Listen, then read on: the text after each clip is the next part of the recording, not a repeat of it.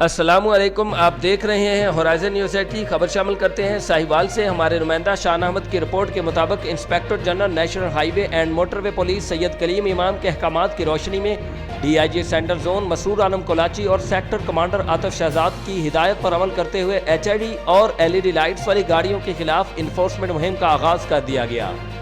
इस सिलसिला में अफसरान बाला के हुक्म के मुताबिक हाईवे और मोटरवे पर सफर करने वाली ऐसी तमाम गाड़ियों के खिलाफ सख्त इन्फोर्समेंट की जा रही है जिनके अंदर HID और LED लाइट्स लगी होती हैं। Motorway police beat number 16 Chichawatni के DSP सुहेल अफजल ने कहा कि रात के वक्त HID या LED लाइट का इस्तेमाल हादसे का बायस बन सकता है। ये बहुत तेज लाइट होती है जो कि सामने से आने वाली गाड़ियों के लिए नुकसान का बायस होती है और इसकी वजह से रोड पर हादसात रूनुमा होते हैं। लिहाजा ऐसी तमाम लाइट वाली गाड़ियों को रोककर चालान भी किया जा रहा है और इसके साथ साथ ऐसे ड्राइवरों को मौसर ब्रीफिंग भी दी जा रही है। इसके अलावा इन लाइटों को उतारा भी जा रहा है और ऐसी गाड़ियों को हाईवे से नीचे उतार दिया जाता है।